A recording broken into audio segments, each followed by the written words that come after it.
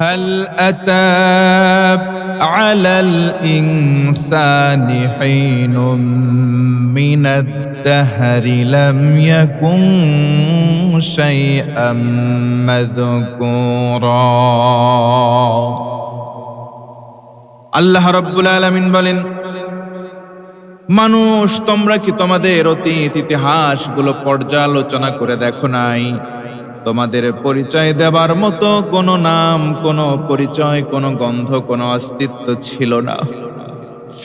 আল্লাহ রাব্বুল আলামিন তোমাদের সেখান থেকে সৃজন করলেন, আশরাফুল মাখলুকাত, সৃষ্টির মধ্যে সেরা বানিয়ে দিলেন। সেই মানুষগুলো যখন দুনিয়ার জমিনে চলে আসলো, মানুষ তার নিজের কৃত কর্ম আমলের মাধ্যমে তার তারাক্কিটা করলো, তার সম্মানটা বাড়িয়ে নিল। আবার কতিপয় মানুষ এমন এমন কাজ করলো, আল্লাহ রব্বুল আলামিন তাদের ব্যাপারে বললেন আসফালা সাফিলিন, তারা হলো এই সমাজের নিকৃষ্ট জাত।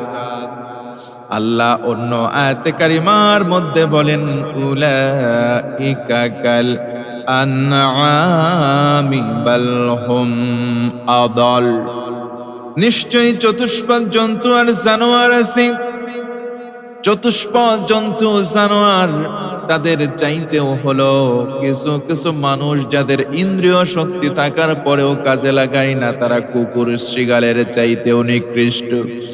যাদের কলব থাকবে, যাদের আকল থাকার পরে আকলটাকে কাজে লাগায় না, যাদের দৃষ্টি শক্তি থাকার পরেও দেখেও না দেখার ভান করে, যাদের শ্রবণ শক্তি থাকবার পরেও শোনার পরে না শোনার অভিনয় করে, এই তিনটা বাজে অভ্যাস যাদের থাকবে, আল্লাহ বলেন উলাইকা কাল আনআম বাল হুম আদাল, কুকুর শুকুরের চাইতেও তারা নিকৃষ্ট। নাউযুবিল্লাহ।